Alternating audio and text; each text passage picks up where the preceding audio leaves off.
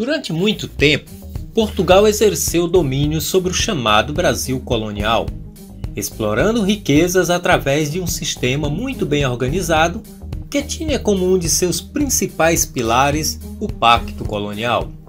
Mas essa relação de domínio nem sempre se mostrou pacífica.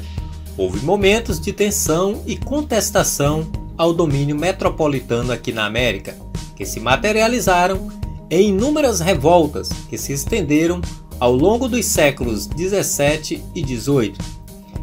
Existiram dois tipos de revoltas coloniais no Brasil: as nativistas e as separatistas.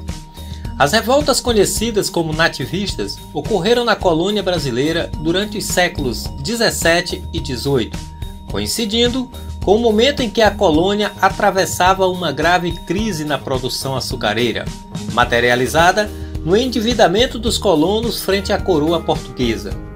Em decorrência dessa crise, a coroa portuguesa intensificou o controle e a fiscalização na colônia, provocando o descontentamento de boa parte dos colonos que aqui viviam. Em geral, as revoltas nativistas não tinham caráter separatista. Lutavam pela solução de problemas locais que envolviam insatisfação política, econômica e social. Mas quais foram as principais revoltas coloniais de caráter nativista? E em 1684 foi a Revolta de Beck. As principais causas dessa revolta se encontram na insatisfação com a Companhia de Comércio do Maranhão. Desde que essa companhia foi instalada naquela capitania, ela vinha provocando a ira da população maranhense por vários fatores.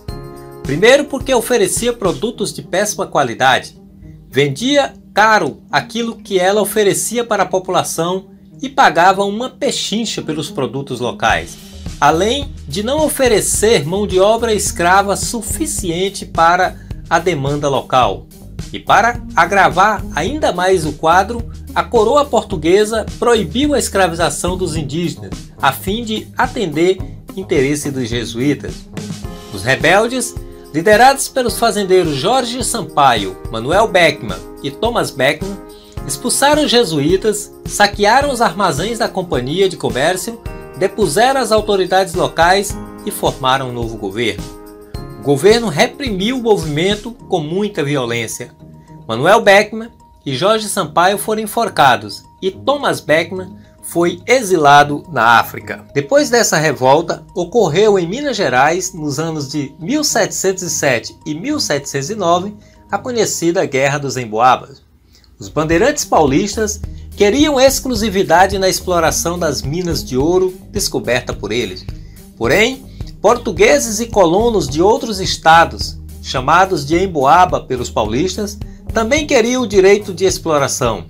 O conflito ocorreu pela disputa de exploração de ouro entre esses dois grupos e durou cerca de 2 anos, culminando com a vitória dos Emboabas. Com o passar do tempo, outros movimentos surgiram, dessa vez no Nordeste. A conhecida Guerra dos Mascates. Na segunda metade do século XVII, o açúcar brasileiro vinha perdendo preço na Europa. Com isso, os senhores de engenho de Olinda contraíram dívidas com os comerciantes de Recife. Assim, esses comerciantes, chamados na época de mascates, foram enriquecendo, enquanto os senhores de engenho de Olinda se endividavam. Daí, nasceu uma forte rivalidade entre esses dois grupos. Consciente de suas forças, os comerciantes de Recife solicitaram ao rei de Portugal que elevassem seu povoado à condição de vila, para obterem autonomia administrativa. Logo que o pedido foi concedido em 1710, a população de Recife passou a construir o Pelourinho no centro de Recife. Essa situação provocou a ira dos moradores de Olinda, que invadiram a cidade de Recife, destruíram o Pelourinho, dando início assim à Guerra dos Mascates. O governo português reprimiu a revolta com muita violência e elevou Recife à condição de capital de Pernambuco. Em 1720, na região de Minas Gerais, outra revolta de caráter nativista surgiu. Ficou conhecida como Revolta de Filipe dos Santos. A cobrança de altos impostos sobre a exploração de ouro no Brasil e a criação das casas de fundição estão entre as principais causas desse movimento. O governo português, ao tomar conhecimento da revolta, reprimiu esse movimento com extrema violência. Os líderes foram presos e sobre eles aplicado penas desumanas. Felipe dos Santos foi condenado à morte. Depois de morto, teve seu corpo esquartejado e distribuído às margens da estrada que dava caminho às minas. Chegava ao fim a era das revoltas nativistas.